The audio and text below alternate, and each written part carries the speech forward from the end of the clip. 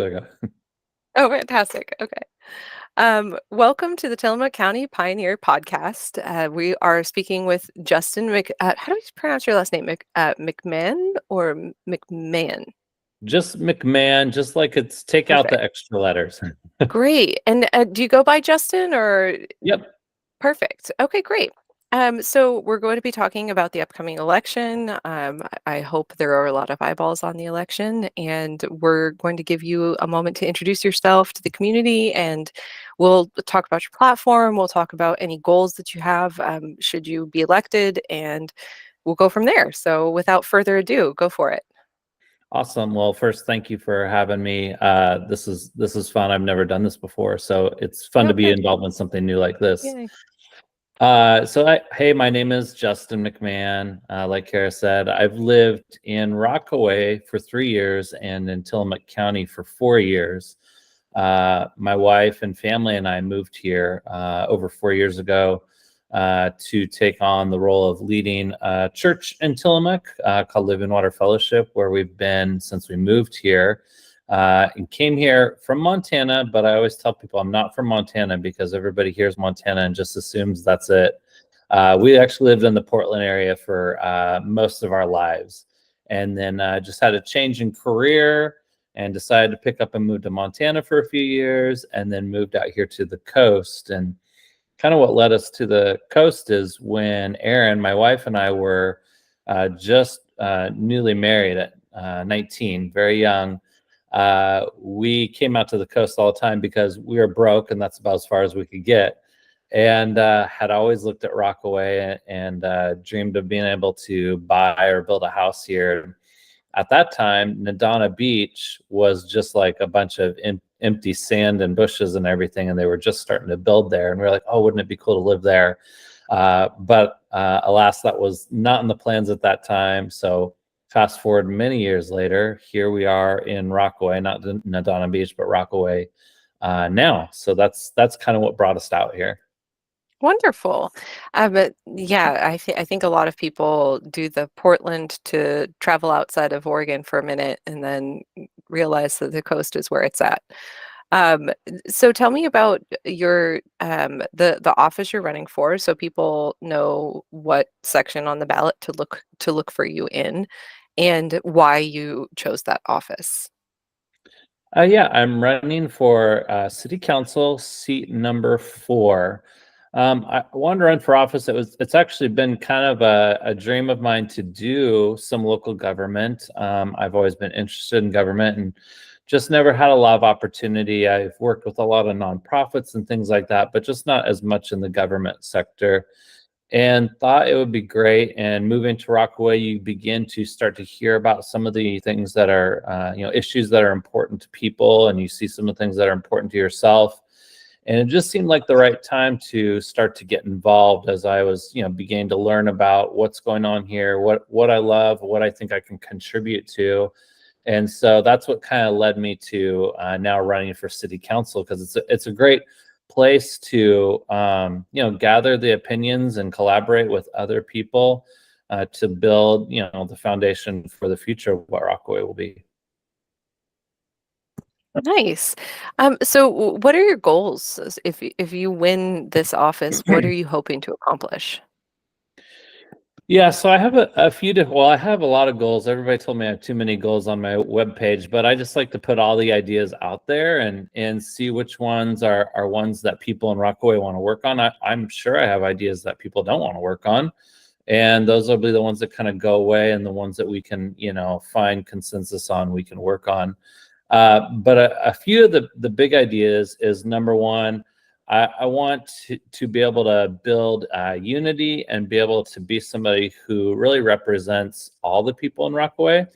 I think the role of somebody in any government role is to represent those who elected them, not represent their personal, projects or whatever biases they might have, whatever it might be, because that's not why you're in office. You're a representative of other people. And so I have all these ideas and things, but it's only the ideas that the people I'm representing will move forward. So I think that should be the role of every person on a city council. And so I want to build that into our city council. I think oftentimes in small towns, our city councils can get, biased one way or another. And I just want to help build unity and a council that is focused on all people. You can't make everybody happy all the time. And I often say we need to compromise so that we can reach a goal. And usually in a compromise, not everybody's completely happy. But at least we can come together with something we can all live with on different decisions. That's one of the reasons I'm running. A second reason is I am really passionate about affordable housing. I'm the president of the board at Tillamook County Habitat for Humanity, and I've been on that board for 3 years. And it's definitely an issue that's come up a couple of times in city council over the last year and a half that I've been kind of paying attention. One of the times it came up is when we were putting the short-term rental cap in place. And one of the things that was said is that would help some of the housing problem. And that's not how housing works. And so I really think my experience in this with Tillamook Habitat will be something I can bring to the city council and help us to find ways to build medium income housing, workforce housing that will help people. And that will in turn help our economy in Rockaway, because we need to build some consistency in our economy. We're, of course, a tourist town. So in the summer, we're crazy busy. And then in the winter, this place turns into a ghost town a little bit. And we need to build in more programs, events that can build some consistency. And you can't do that if you don't have people living in the town who can help to lead and be a part of those different events or programs that can draw tourists, as well as be a great place for all of our citizens to be a part of. Yeah, that's fantastic. I want to touch on one thing before I ask you some more questions. The workforce housing comes up a lot. Having some experience in planning at the county level, I understand how difficult it is to even start the conversation around workforce housing, and it's certainly been a conversation, at least for the last 20 years, as a real need. How do you expect at the city council level to be able to work towards that? Yeah, it's a huge problem. I mean, nationwide, right? It's not just Tillamook, but it's definitely Tillamook County very focused, because I know like currently in Salem, they just passed or getting ready to pass a bill that will help with the ADU laws out here, so that people will be able to build ADUs on their property that won't be able to be short-term rentals. They can only be regular rentals for properties. So that's one door that's sort of opened recently. And so that's a first step. Another step is that the city of Rockaway owns land that can be sold either at a discount or given away free to organizations like Habitat, which then in turn allows Habitat to build homes that are affordable for people. And the homes that Habitat builds are built with an affordable housing contract, which makes them not allowed to be able to become vacation rentals. It doesn't allow them to become rentals, actually. They stay homes that can be with a family or be sold to another family if need be. But the house is also kept at an affordable level, and it'll be that way forever. Now, the city doesn't have tons of buildable land, but over time, cities get access to land sometimes, right? And so we can begin a process of building, a couple of houses here and there, working with Habitat or other organizations. I know there's others out there that do this as well, but Habitat's the one I'm familiar with, and they're here in the county. And begin to build up our housing, quantity, so that there's housing for people who live here, for young families, for families that can't afford a, $800,000 home, a home that will be within a median income bracket. So I think those are two things that are really helpful for that, as well as looking at where we can do multi-complex locations with many units, whether it's townhouses, apartments, whatever. We see those going in Nehalem. We see those going in Garibaldi. So why not in Rockaway? Yeah, that's a fantastic answer. Well, I certainly hope that you're able, on whether you're elected or not, to accomplish some of those goals because they're certainly important. You mentioned earlier before we started the interview that you're at the Living Water Fellowship. Yeah, yeah. I'm Yeah, why a don't you tell me a little bit about that and like what brought you out here for, did you come out here for that? And what has working with that community been like for you?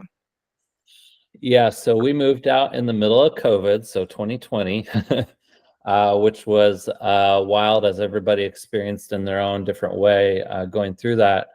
I spent about 20 years in business. I'd always been involved in my church and church leadership wherever I was living, but never did anything from a full-time, paid or full-time role at a church until let's see, that would have been 2015. And that's when we moved to Montana to pastor at a church up there and do all that up there.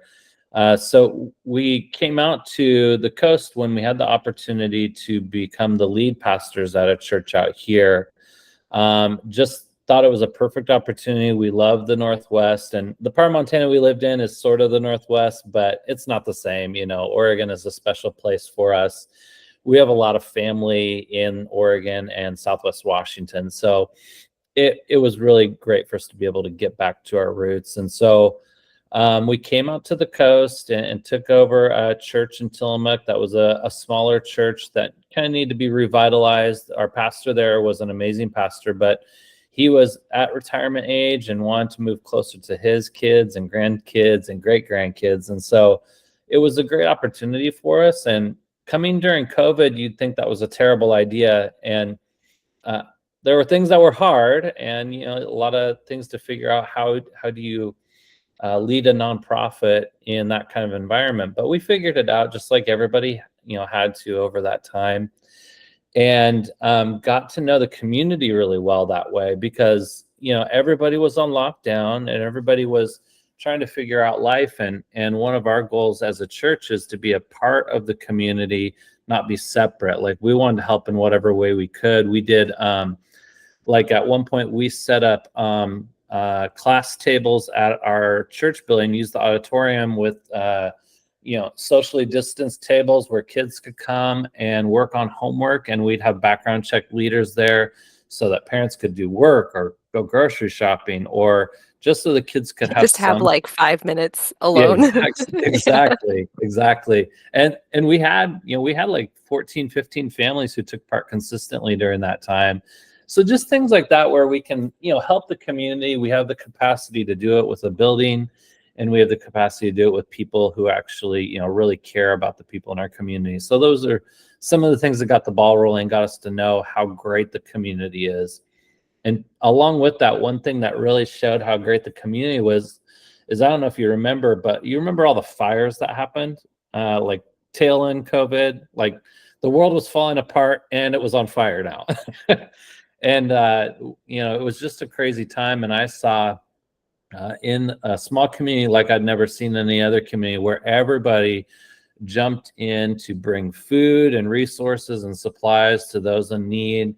All the farmers, fire, all the emergency services working together to get the fires out and provide for people. And that just was really cool and really showed me how awesome this community was. It's a pretty beautiful community, I agree. So how do you envision the role of city council? Like what do you think the day-to-day experience is going to be like for you? Yeah. Some of it I'm sure I'll have to learn as I go because I don't know. But from what I've seen from the examples that I have around me, it's engaging with the community about specific issues. No council member can engage with all of the issues or help, really spearhead different issues with the community, but focusing on some of the things that I'm best suited to help with. We have a council full of people. Everybody has a gift to do something or help in one area or another. And so I just want to be able to jump in where I'm needed and where my skills will translate to help the most. And just jump into, whether it's committee meetings, whether it's, informational meetings, whether it's projects in town, and just be able to jump into those things and help people in whatever way I can. I think some of my leadership experience and training over the years will be really helpful for some of that. Um, I don't think being part of city council is just showing up for everything. I think it's using the skills and abilities you have to attack problems that the city has. That's why you're put into office, is to attack some problems and help people. Absolutely. So one of the biggest things is budgeting and making sure that the city projects are on budget. Obviously, you have some experience with budgeting, being on the board of Habitat, and as well as, I'm imagining, pastoring a church includes a little bit of budgeting. A non-zero number of budgets are passed. So tell me maybe a little bit more about how you see the importance of fiscal responsibility within a city, and especially around like the fiduciary duty of a counselor to manage tax funds. Yeah, yeah. I do have quite a bit of experience with budgets in the different years of experience as business. You had budgets and all these things you had to meet every single year. And in one of my roles at one of the churches I led at, I was the CFO there, and we were a church that was in the red every single month. And it was a church coming out of a hard time, and so we were rebuilding a lot of things there. But what was great is to be able to, over a 3-year period, go from where you're in the red to then at the end of 3 years, you're really being fiscally responsible, putting money in waste savings for projects or just emergencies or whatever it might be. And so I've seen it be at the bad end of it, and then getting to a point where you're like proud of the work you're putting into it. And so I understand that. I think in Rockaway, we have an interesting budget because we have so much tourist money coming in from the different taxes for people staying here on their vacations, the TRT tax and all those things. And so I think there's a lot of money in Rockaway that other small towns that don't have the tourist focus in our area would be jealous of. And so I think sometimes we kind of just take it for granted that we have all this extra income coming in. And so I think it's looking at that from that perspective and saying, hold on, we've got all this money coming in. First of all, where are we required to put the money? Because there's definitely things that the tax money is supposed to go towards. And in our current budget, much of it does go to the right place, but from what I have seen, not all of it goes to all the right places, and there's still gaps where we could really focus that money a little bit better, whether it's infrastructure or just things that build in activities for our tourists and our citizens. That tax money should be a benefit to the citizens. They're the ones that have to share their city with the world, and so there should be some benefit to them for that. From roads being taken care of properly to proper emergency and policing services, to parks and recreations department being brought back because that was closed here and is actually something that's required as part of our budget, but we don't have it. So I think it's having the right perspective. Like, hold on, we actually have quite a bit of money for a small town. Let's see where we're putting it all and make sure that we are covering the things we're required to first, and then start to work in committees and with the people and the citizens of our town and say, okay, where do we put these other funds? Exceptional answer. I'm very impressed. It seems like you have a pretty thorough understanding of the inner workings of the city. If you were to not be elected, and let's say you lost, Yeah. who knows, right? Yeah. What would you want to see the city do? What's the most important thing, regardless of whether or not you win? Yeah. I think maybe it's kind of two parts. It's to relook at how we're allocating the tax money. Let's make sure we're doing it the right way. And then being that I haven't been in Rockaway that long, the one thing that keeps coming up is the Parks and Recreation Department. There's a lot of people that are sad about that. And when I look at our city during COVID, so many families moved to the coast. Like, it was thought of often Rockaway as a retirement community, primarily, like if you look at the demographics. But over time, everybody that I got to know that moved here the same time frame that I did, they're all families who could work remotely or were looking for a change or whatever it might be. And Rockaway is a very multi-demographic area now. And so we should be a place that is comfortable for families as well as retired people, while still providing for our tourists. And I think Parks and Rec kind of does that. All the different programs and things that can do can really benefit everybody. That's fantastic. So is there anything that you'd want to leave voters with? Obviously, you want to maybe repeat the position you're running for, because some people might be popping in or skipping to the end. I'm sure you know how people are. So maybe just give people that shout out. And you mentioned you had a website. You're welcome to plug that as well, so that people know where to go to find your full platform. Yeah, definitely. So again, Justin McMahan, I'm running for city council position, seat number 4. And yeah, I have a website that has a lot of other information. Obviously, there's a lot to talk about, and we could be here all night, but that's not what we're going to do. It's the name of the website is Together for FOR Rockaway.com. And then my page on there is just /Justin. You can look at the whole website, but my page is the /Justin. And I guess I'd leave everybody with just one thought, besides encouraging you to go to the website and look at what's on there, is I bring a lot of leadership experience to city council. Working in executive management for 20 years required me to do a lot of hiring, a lot of human resources work, a lot of opening of new markets for our company, and doing a lot of conflict management and training and building training programs for a company that was growing exponentially every year, where you're trying to find ways to really help the business to grow. And so learned a lot of things about how to lead, communicate, and develop people. And that stuff comes in really handy when we're trying to work on projects as a city. Along with that, my wife and I opened a business together when we lived in Montana. So we are entrepreneurs as well. She's far more entrepreneurial than I am. I just tag along and do what she says, but I got to be a part of the whole process of being an entrepreneur. And then I've worked in a nonprofit as a church pastor, but also we have several nonprofits in Tillamook County that come out of our church. And so we're involved with working with nonprofits and government and grants and other programs. That really gives me a lot of insight into how to help a city in a different way, maybe. And then along with that, I do all of that with my wife. She is my go-to person. We are co-pastors at our church. So we do it all together. She speaks, I speak, we both lead together.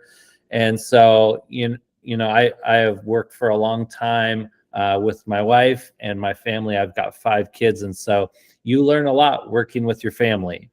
And so you have to learn how to compromise and how to work through conflict and not agreeing. And so all those things I am familiar and comfortable with, which is really important when you're part of a city council team, is how do you work through those things and build unity and get along and all those things. So I think that's what I bring to this role. So hope you vote for me. If you got questions, you can always email me on my website and we will talk. I always answer. Wonderful. Well spoken. Are you having any up and coming meet and greets that you would like to mention? Yeah, so we've got a few things that are going on. I'll try and keep them straight. I don't have them all in front of me. So That's October okay.